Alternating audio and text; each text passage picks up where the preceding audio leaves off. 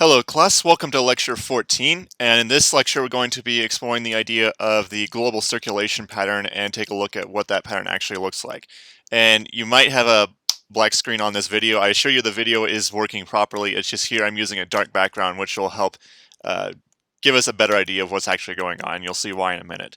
But before I talk about general circulation itself, I do want to talk a little bit more about the mechanisms that actually cause this quote-unquote general circulation, or these large-scale, planetary scale circulation patterns that take place in the atmosphere. And we'll talk about those in greater detail in the next segment. But now I just want to introduce the idea of how or why they actually exist. So the first diagram that I'm going to illustrate is going to involve just looking at how the amount of radiation from the sun being received at each point along the Earth is different.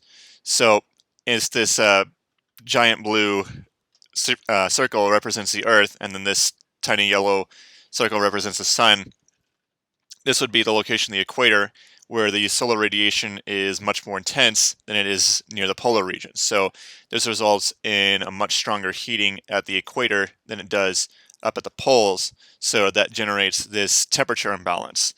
And the whole idea behind the general circulation is you have this temperature imbalance caused by differential heating. That is, one part of the globe is getting more heat than the other, and the general circulation attempts to resolve that imbalance. So again, Mother Nature doesn't like for there to be imbalances at any point along the universe, so in response, Mother Nature will create some sort of physical mechanism to resolve that imbalance.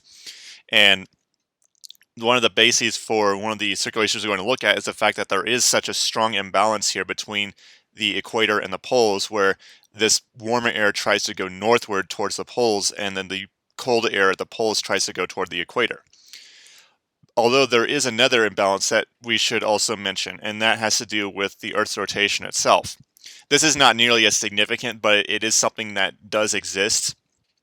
Just want to make sure everyone's aware of that. So again, Sun, Earth, and then as the Earth is rotating around, there's one side of the Earth that's facing the sun, and there's one side of the Earth that is not facing the sun.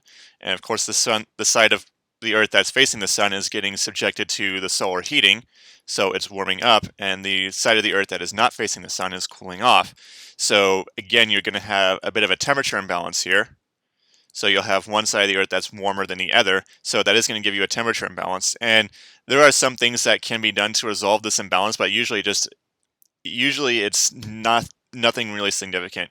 Technically, you do end up with a temperature gradient here, but it's usually extremely weak. But it might be interesting to think about how if the Earth were rotating slower, then that temperature gradient would actually be more intense, because you'd have more heating if the Earth were rotating slower, you'd have more heating taking place and more cooling taking place, so you'd have a much more defined imbalance.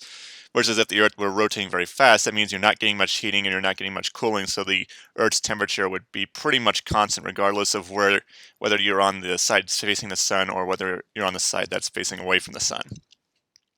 But this temperature balance also exists, but it's not nearly as significant as the temperature imbalance between the equators and the poles.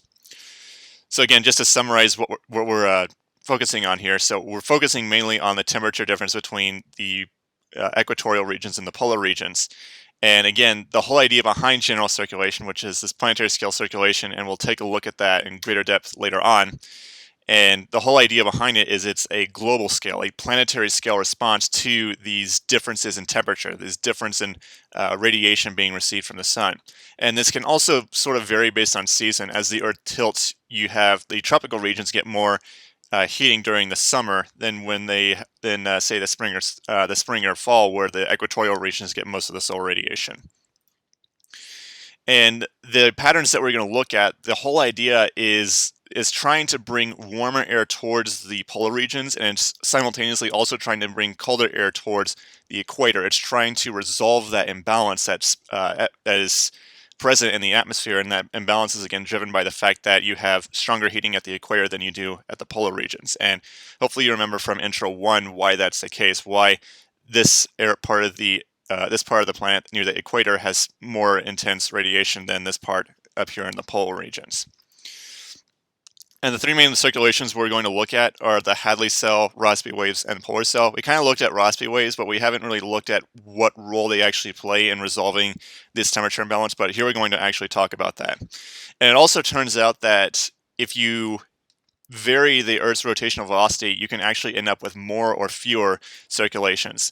We're not going to cover that in great depth during the course of this class, but when you take the radiation climate class, which will be in your senior year, you will sort of explore this idea how the number of main circulations in the Earth's atmosphere is somewhat dependent on Earth's rotational velocity. So, and of course that also has implications for the Coriolis force, but you'll get to that in your senior year. But I do want to go ahead and introduce that idea as long as we're on the subject of the global circulation pattern.